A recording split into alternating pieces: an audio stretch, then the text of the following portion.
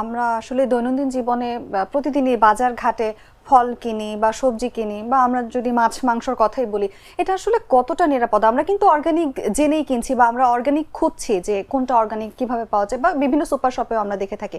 এগুলো আসলে কতটা অর্গানিক? খুব ভালো কথা। অর্গানিক শব্দটা হচ্ছে জৈব। জৈব মানে হচ্ছে টোটালটাই রাসায়নিক থেকে দূরে থাকতে হবে। উৎপাদনের ক্ষেত্রে যদি আমরা কোনোভাবে রাসায়নিক সংমিশ্রণ করি, তখন সেটা আর অর্গানিক থাকবে না।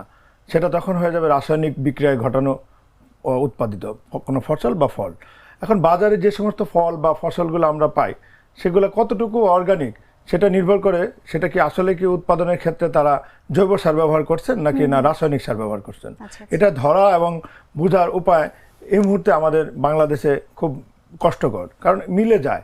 আমাদের দেশে এখনো পর্যন্ত এই অর্গানিক কোন প্রোডাক্ট সেটাকে মার্ক করার জন্য কোনো ল্যাবরেটরি টেস্ট বা কোনো ধরনের কোনো ল্যাব তৈরি করা হয়নি।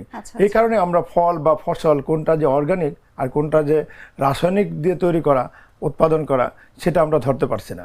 তো আমাদের সরকার মাননীয় কৃষি উপদেষ্টা মহোদয় এবং কৃষি সচিব এবং কৃষি মন্ত্রণালয়ে কাজ করে যাচ্ছেন কিভাবে নিরাপদ খাদ্য অর্থাৎ অর্গানিক পণ্য উৎপাদন করা যায় এবং উৎপাদনের পাশাপাশি সেটাকে টেস্ট করে যাতে কৃষকরা যেভাবে ফলাইছেন যেভাবে চাষ করেছেন সেটা কতটুকু সত্য সেটাকে টেস্টিং একটা সিস্টেম করার জন্য কাজ করছেন।